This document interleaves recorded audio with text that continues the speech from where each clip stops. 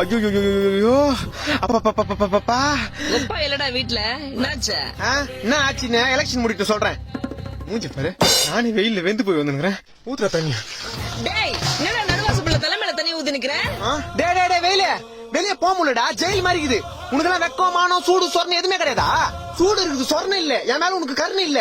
April May ஆனா எம மாதிரி வந்துடுற.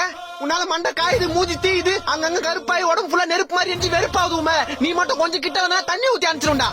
டேய் சூரிய பகவான் அப்படிலாம் திட்டக்கூடாது. சூரிய பகவானா? சூத்தீஞ்சிங்குது இங்க. வெயிலாமா அது?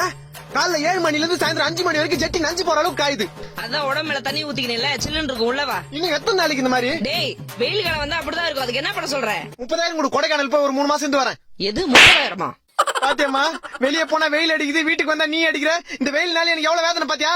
ஏ வெயிலே, உன் வெப்பநிலையை காமிச்சல, என்ன வெறுப்பேத்தில. என் அம்மா கிட்ட என்ன அடி வாங்க வச்சல.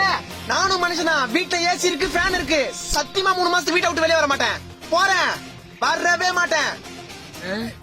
வீட்டுல கரண்ட் இல்லடா. டேய் வீட்டுல கரண்ட் இல்லையா? சோலி முடிச்சு